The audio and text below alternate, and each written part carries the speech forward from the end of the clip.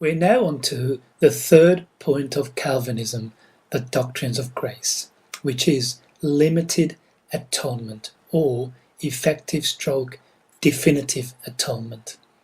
We believe that Jesus' substitutionary death accomplished the very purpose for which God had designed it, namely, to save his people from their sins. We believe that God is sovereign in salvation and sent his Son to suffer the sins of his people. That is, Jesus' death is penal.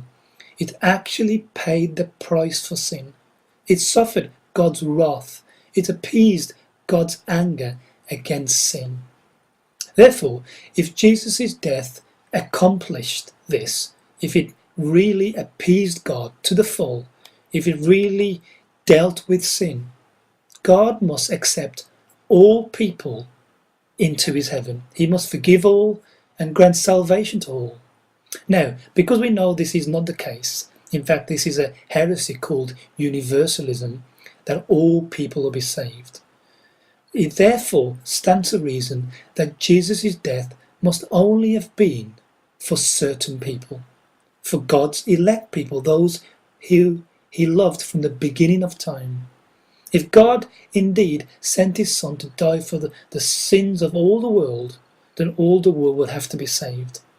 We therefore believe that texts like John 3:16 mean all the world, in the sense that God died for people of all nations, of all races, of all colours, of all languages and gender.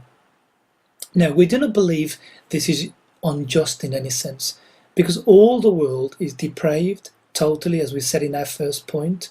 It deserves God's wrath and will therefore stand at the judgment faced condemned. But those who God has loved eternally, his elect people, God chose to save them from their sins and sent Jesus Christ to die especially for their sins. That's why we say it's limited atonement. It's not limited in its effectiveness or power to make peace between a sinner and God.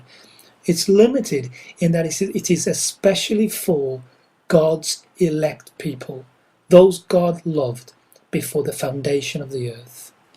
And this is the doctrine of limited atonement.